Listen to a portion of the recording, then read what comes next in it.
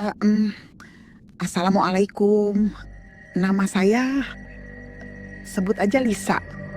Usia saya ya udah mau kepala 6 lah sekarang. Saya ibu rumah tangga biasa di Jakarta, jualan online kecil-kecilan. Ya, buat kesibukan aja. Tapi cerita yang mau saya bagi ini bukan cerita Jakarta. Ini cerita lama sekali. Cerita waktu saya masih kecil.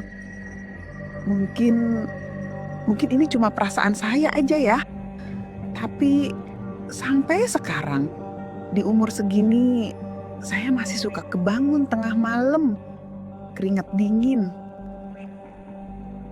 Saya lahir di pesisir Jawa Barat. Bapak saya orang Sulawesi. Merantau dapat ibu saya orang sana. Hidup kami, ya Allah, susah sekali, susah. Bapak cuma punya warung kelontong depan rumah, kecil. Yang beli juga ya tetangga-tetangga aja, kadang ngutang.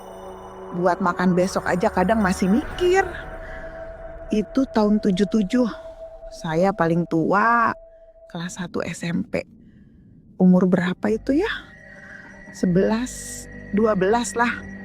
Saya punya adik dua, dua-duanya perempuan.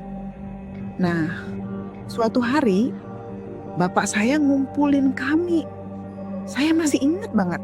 Sore-sore bau laut kecium sampai ke rumah.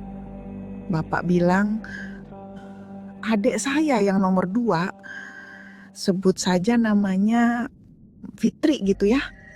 Bapak bilang Fitri mau dibawa ke Sulawesi. Katanya biar biar sekolah di sana sama keluarga bapak. Biar beban di sini juga ringan katanya. Saya waktu itu nggak ngerti apa-apa kan.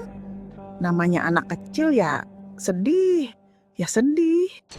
Tapi orang tua ngomong gitu ya kita nurut. Nggak ada yang berani nanya, nggak ada yang berani bantah.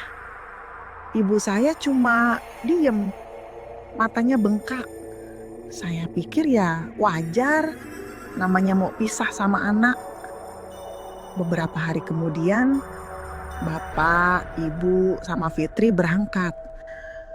Saya cuma ingat lambaian tangan dia, kecil, kurus.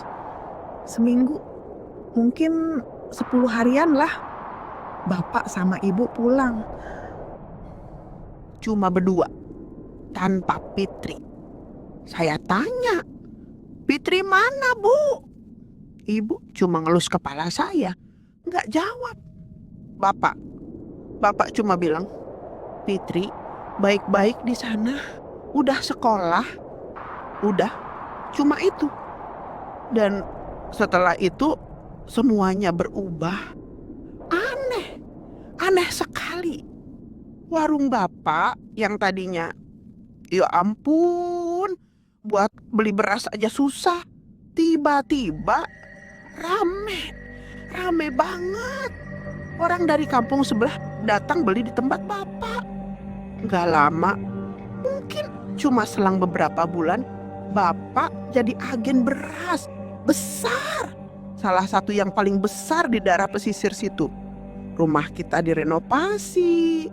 Saya bisa sekolah tanpa mikirin biaya lagi. Kami kami jadi orang kaya baru di kampung. Tapi gak ada satupun kabar tentang Fitri. Dulu kan gak ada HP.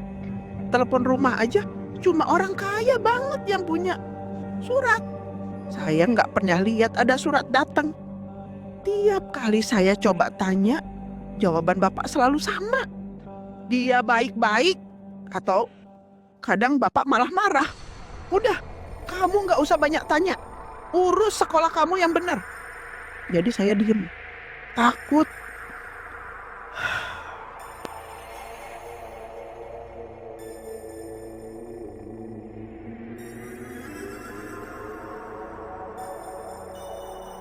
Tapi ada satu hal yang ngebekas.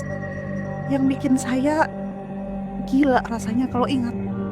Bapak itu sejak ekonomi kami membaik, dia jadi sering ngajak kami ke pantai. Ada satu pantai nggak terlalu jauh dari rumah, tapi agak sepi. Di pinggirnya itu hutan kecil, banyak monyet. Dan setiap kali kami ke sana, setiap kali selalu ada satu monyet yang turun, nyamperin kami. Selalu yang itu-itu aja. Monyetnya nggak besar-besar amat, warnanya agak kusam gitu bulunya. Yang aneh itu bapak sama ibu. Cara mereka memperlakukan monyet itu beda sekali. Monyet lain dilempar kacang, udah. Tapi yang ini ibu selalu bawain roti tawar yang bagus, yang pakai susu. Bapak yang ngasih. Diusap-usap kepalanya, diajak ngomong pelan-pelan. Nih, makan ya, kasihan. Gitu katanya. Dan monyet itu jinak sekali sama kami. Nggak pernah ngambil paksa, cuma duduk ngeliatin kami. Matanya itu sedih. Entah kenapa saya lihatnya kayak orang mau nangis. Saya waktu itu cuma heran, cuma bisa liatin dari jauh. Kenapa monyet yang ini spesial? Kenapa cuma dia yang diperlakukan kayak anak? Waktu berjalan, saya besar, saya nikah, diboyong suami ke Jakarta. Bapak meninggal kena serangan jantung. Usahanya hancur, entah kenapa, habis gitu aja. Sekarang tinggal ibu, udah tua, udah pikun. Pertanyaan soal Fitri nggak pernah terjawab, terkubur sama bapak. Mau saya tanya ibu sekarang juga percuma. Dia udah nggak inget apa-apa. Tapi saya nggak bodoh. Saya udah tua sekarang. Saya dengar banyak cerita. Orang-orang di kampung dulu juga suka bisik-bisik di belakang. Soal pesugihan. Soal jalan pintas. Soal tumbal. Ya Allah. Saya nggak mau nuduh orang tua saya sendiri. Saya nggak mau. Tapi apalagi penjelasannya? Adik saya hilang, lalu kami kaya raya. Lalu ada seekor monyet yang diperlakukan seperti itu. Sekarang, setiap saya lihat semua yang saya punya, rumah ini, hidup saya yang nyaman, saya suka mikir, ini semua harganya apa?